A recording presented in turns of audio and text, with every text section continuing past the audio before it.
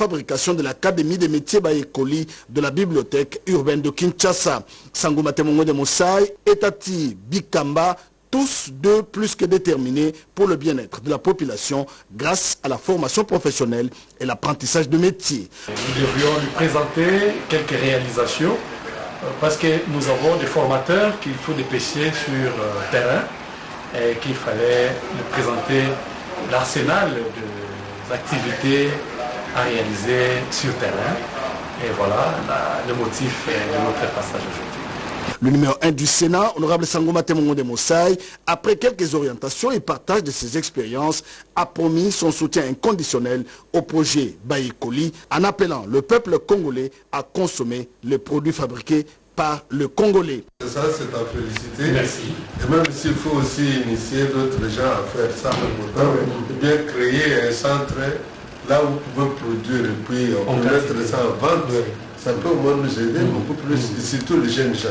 À quelques jours de la clôture du mois de mars, le président du Sénat, honorable Sangouma Temongo de Moussaï, honore ce 31 mars 2024 à Guémena les femmes qui se sont distinguées en mettant à l'honneur celles remarquables de la province du Sud-Bangui à travers la première édition du Trophée de l'Excellence Mama Molende. Une grande cérémonie de remise de ces trophées est prévue ce 31 mars 2024 à la station radio-télévision Guémena 1 pour rendre hommage à 10 femmes exceptionnelles de la communauté. Ensemble, célébrons l'impact positif des femmes dans le Sud-Bangui et soutenons nos mères et jeunes filles qui surmontent des épreuves particulièrement difficiles à l'est de la République démocratique du Congo. Invitation cordiale à toutes les femmes du Sud-Bangui. En politique, dans quelques jours, l'informateur déposera son rapport sur la table du chef de l'État pour la mise en place des institutions de la République. C'est dans cette logique qu'Augustin Kabouya a multiplié des rencontres avec des chefs des regroupements politiques. C'est le cas du regroupement AACPG de Pius Mobulu avec comme rapporteur l'honorable Jean-Marie Lukulasi Massamba. Alain Bikaï. La deuxième phase de la mission de l'informateur devant conduire à la formation du gouvernement est dans son dernier virage. C'est dans ce cadre que l'informateur travaille jour et nuit avec célérité et sagesse pour mener à bon port sa mission. Alliance pour l'état des droits a réaffirmé son appartenance à la majorité présidentielle à l'honorable Augustin Kabouya. Sur ces, les regroupements politiques, cher Lambert Mendeo Malanga a présenté au secrétaire général de l'UDPS son cahier des charges pour les prochains gouvernements. Nous avons aussi échangé sur la vie politique et la vie institutionnelle et nous avons abouti à une conclusion. Accompagné des chefs des regroupements politiques qui composent son cartel, Christophe Mbosso a eu un tête-à-tête avec Augustin Kabouya avant d'échanger aussi avec Willy Makiachi, Depalou et Théo Kazadi. Objectif, chercher la cohésion et l'harmonie dans cette famille politique. Nous avons déposé nos documents à l'informateur. Nous rentrons aussi nous préparer conformément aux instructions que nous venons d'avoir auprès de l'informateur. Il mène sa mission très bien.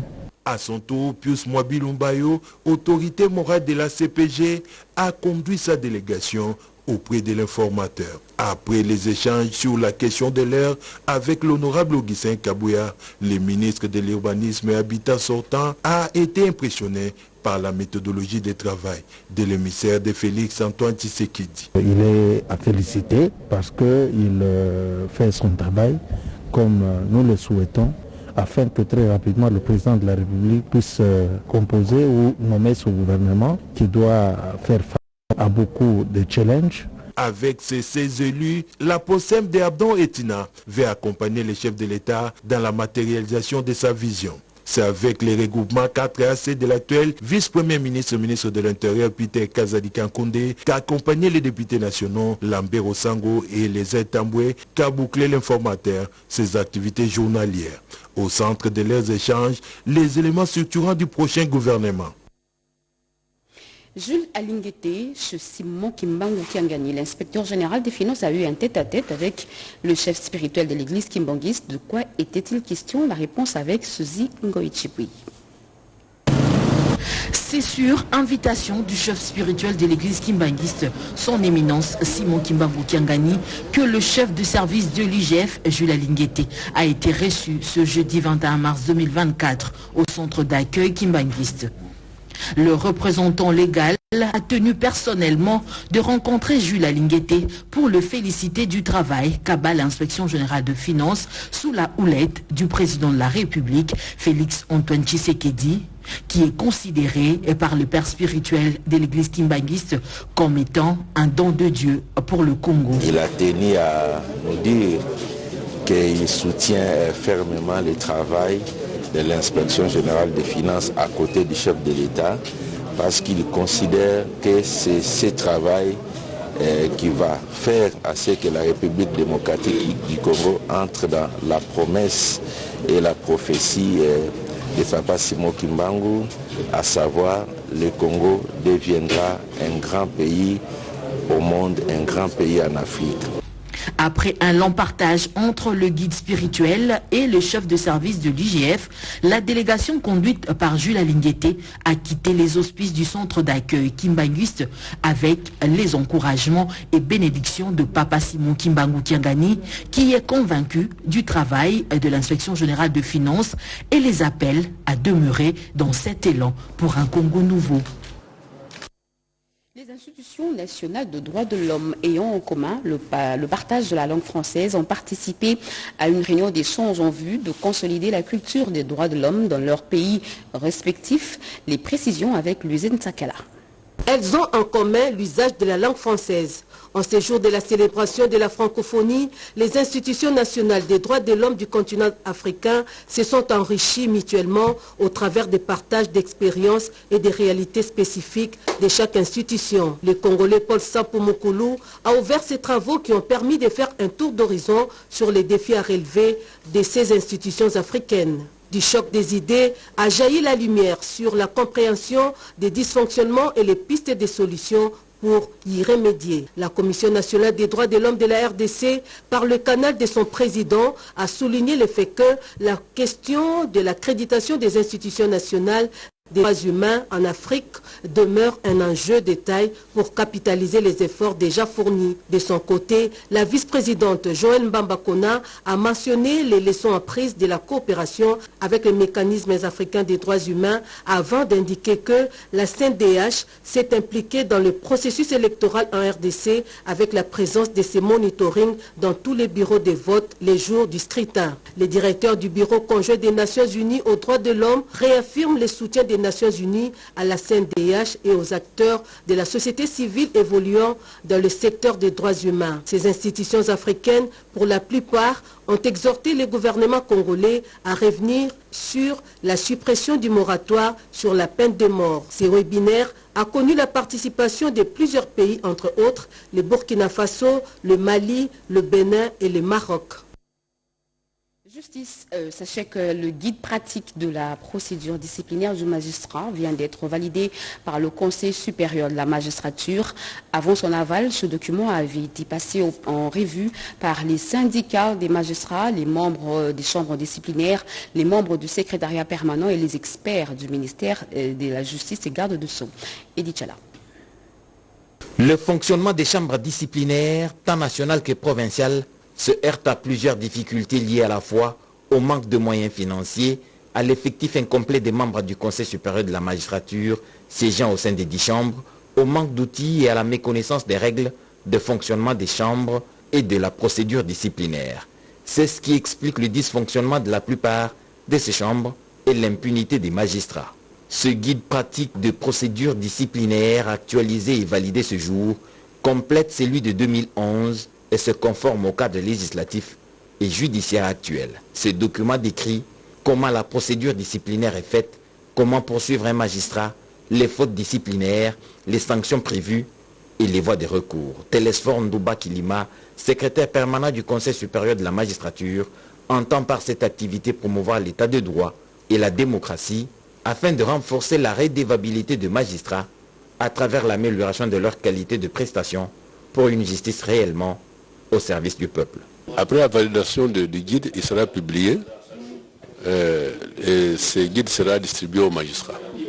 Et puis après, il y aura 3 phases qui vont suivre.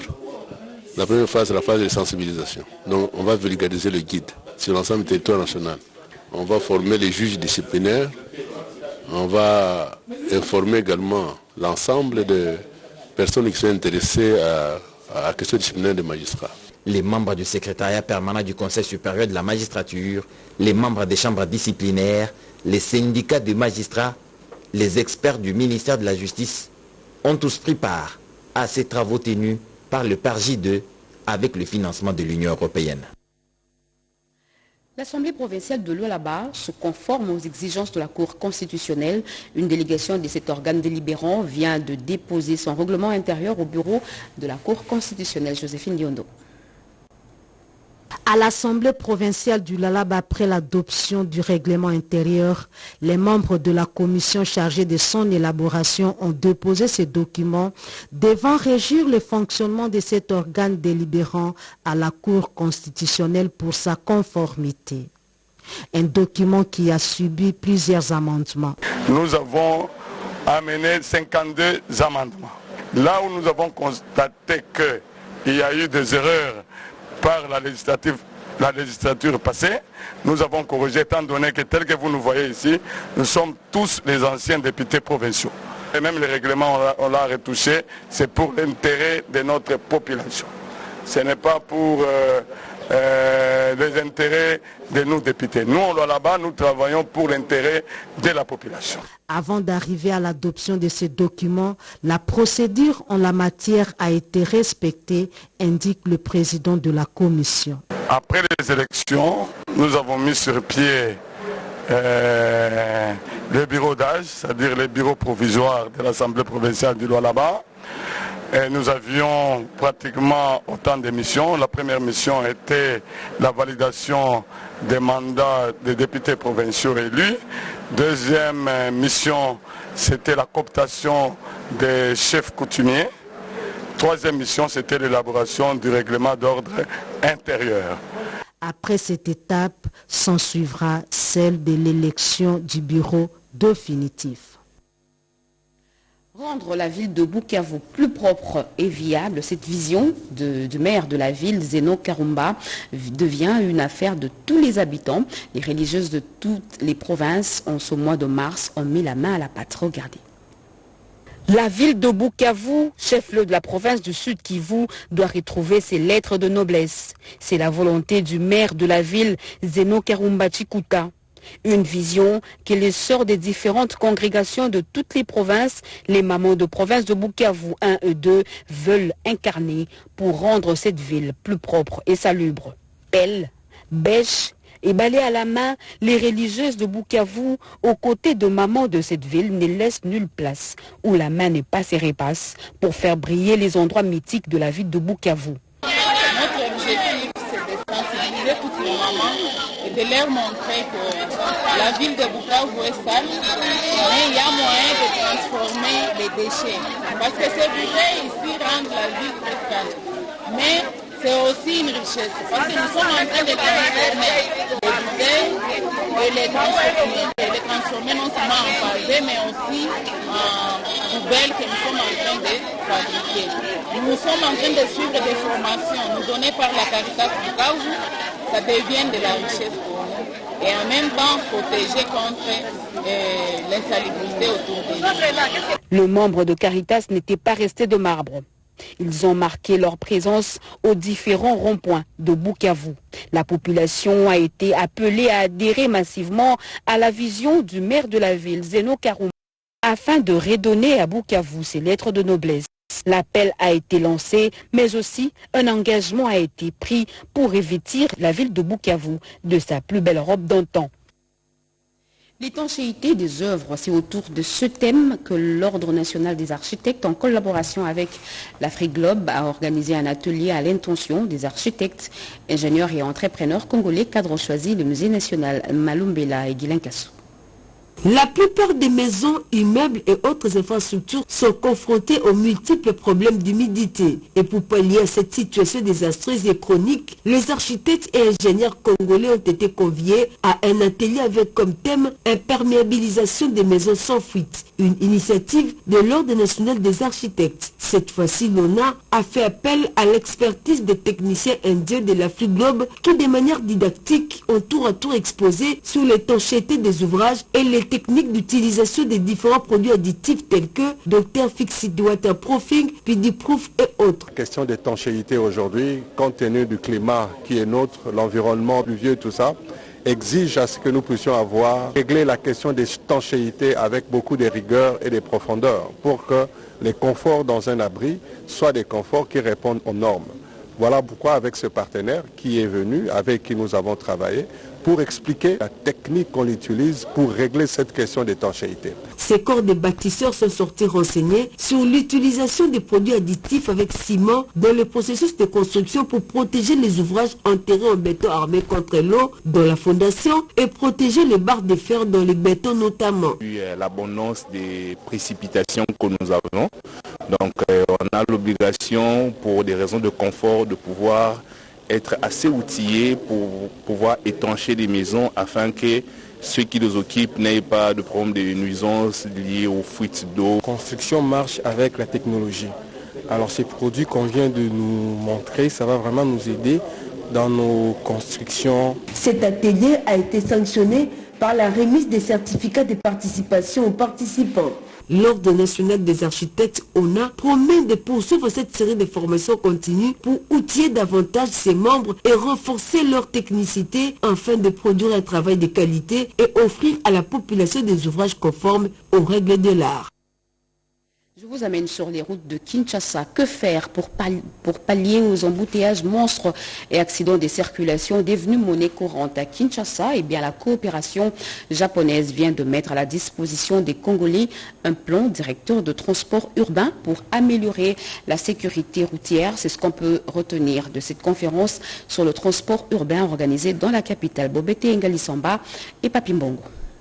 La réponse à cette interrogation figure dans un plan déjà établi dont les différentes articulations ont été présentées au cours d'une conférence tenue à l'Institut supérieur d'architecture et d'urbanisme. 3 thématiques ont constitué les lignes maîtresses de ces rendez-vous, à savoir l'aménagement, l'infrastructure et les transports en commun. Il revient aux experts congolais œuvrant dans les secteurs des infrastructures et transports de s'approprier de ces plans directeurs du transport urbain PDTK d'horizon 2040.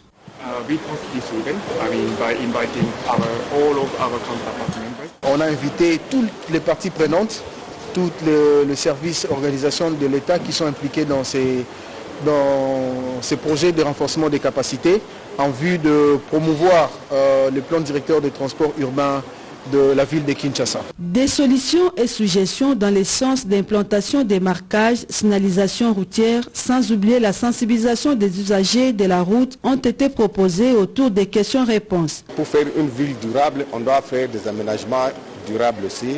Et il faut des infrastructures routières, ferroviaires aussi, parce qu'il n'y a pas que ça, et voir la piste, parce que le PDTK propose toutes les voies possibles pour améliorer la mobilité. Donc il faudrait qu'on puisse modifier à la longue cette tendance pour qu'il y ait des transports de masse. Les soucis des partenaires japonais est de créer des routes secondaires et des parkings en vue d'épargner à la population les embouteillages et les accidents en vue de garantir la fluidité du transport urbain à Kinshasa.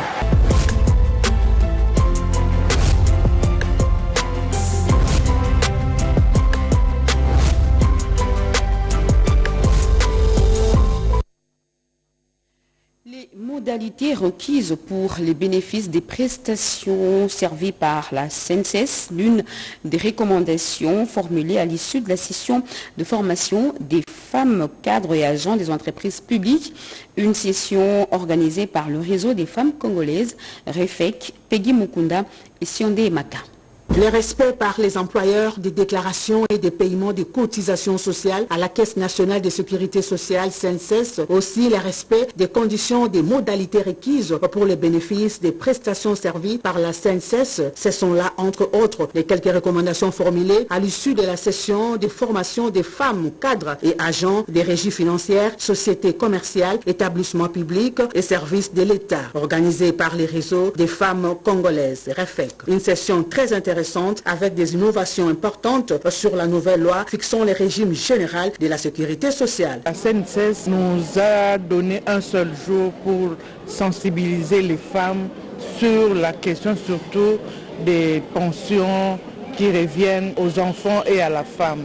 Et les femmes ayant suivi la seule journée qui nous a été accordée, c'est elles qui ont réclamé que ça soit organisé en une formation pendant 3 jours pour qu'elles assimilent très bien et qu'on ait tout le temps pour vraiment connaître. Les participants ont été suffisamment initiés de manière détaillée aux conditions d'octroi des avantages dus et les risques professionnels. Nous avons pu connaître et voir les avantages liés à nos contributions. Jusque-là, plusieurs ou ceux qui ont commencé à travailler avant nous n'ont pas eu la formation suffisante pour savoir en quoi consiste la CNSS, quel est son rôle et en quoi elle est importante. Notons que cette nouvelle ère de la sécurité sociale avec la nouvelle loi de 2016 rassure plus les partenaires sociaux.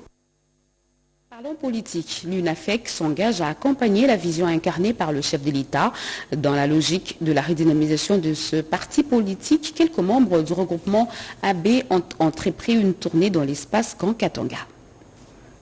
Du sommet à la base, l'Union nationale de fédéralistes du Congo, UNAFEC, se redynamise et assume sa place de fer de lance au sein de la grande famille politique de l'Union sacrée. Ces travail de fourmis est l'œuvre du directoire de cette formation politique qui reste fidèle à la ligne de conduite tracée par les patriarches Gabriel Kyungwa Kumwanza, d'heureuse mémoire, et aujourd'hui sous la vision politique éclairée du chef de l'État Félix-Antoine Tshisekedi Tshilombo.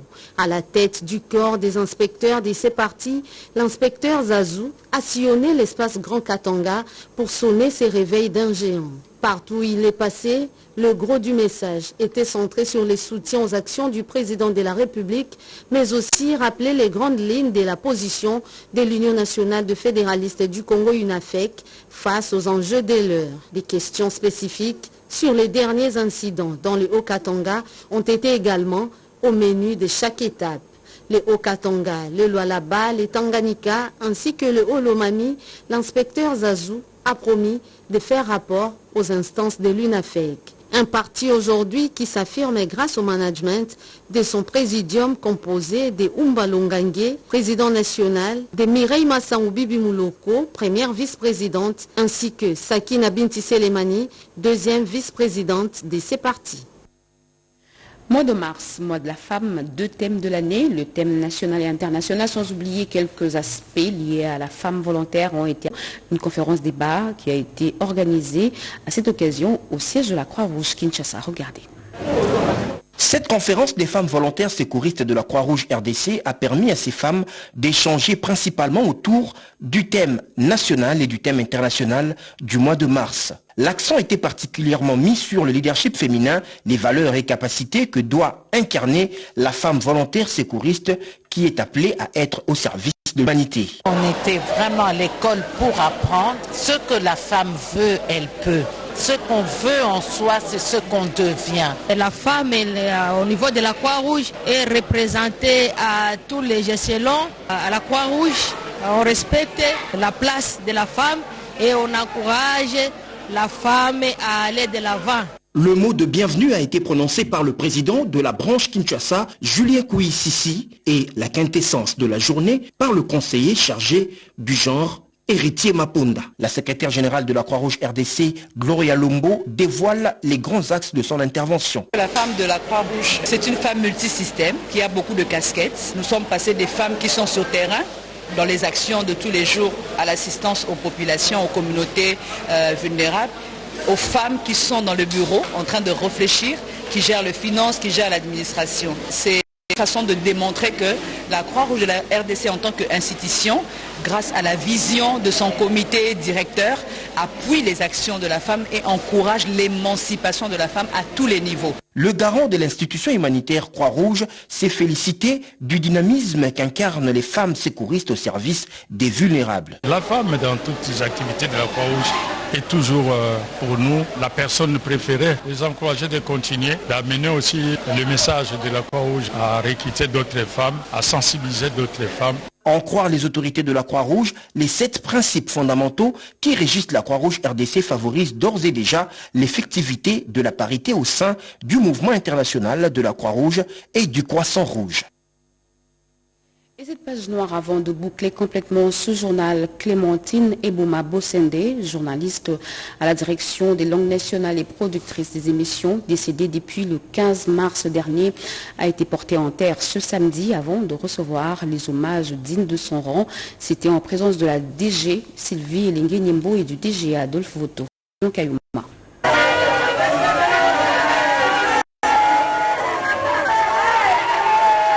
À l'hôpital du Cinquantenaire, l'émotion était à son comble. La radio-télévision nationale congolaise, RTNC, vient de perdre un de ses esprits, le plus brillant, et Clémentine Ebouma Bossende. 38 ans de carrière à la radio-télévision d'État, précisément à la direction des informations en langue nationale, l'illustre disparu s'est distingué, notamment par sa disponibilité au travail et sa compétence en tant que journaliste présentatrice du journal en langue lingala et animatrice des grandes renommées de l'émission intitulée Nkita Pebomo Iboae Kolo. Des atouts qui ont permis à la regrettée de gravir les échelons jusqu'au grade des sous-directeurs à la réalisation langue nationale. La directrice générale Sylvie Elengue-Nyembo, son adjoint Adolphe Voto, les cadres et agents et les membres des familles, tous inconsolables, ont rendu les derniers hommages à feu Clémentine Ebouma. Bouleversée par cette disparition brutale, Mamie Léla garde une belle image de l'illustre disparu. Elle est de l'école de celles qui pensaient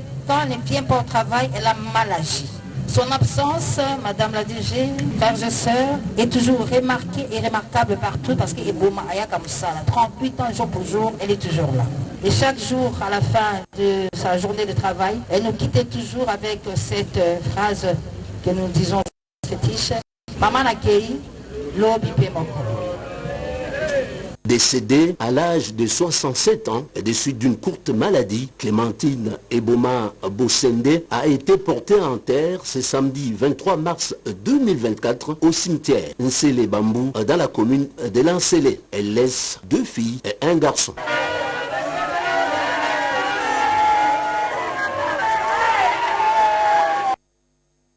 Que son âme repose en paix. Fin de ce journal, mesdames et messieurs. Merci de l'avoir suivi.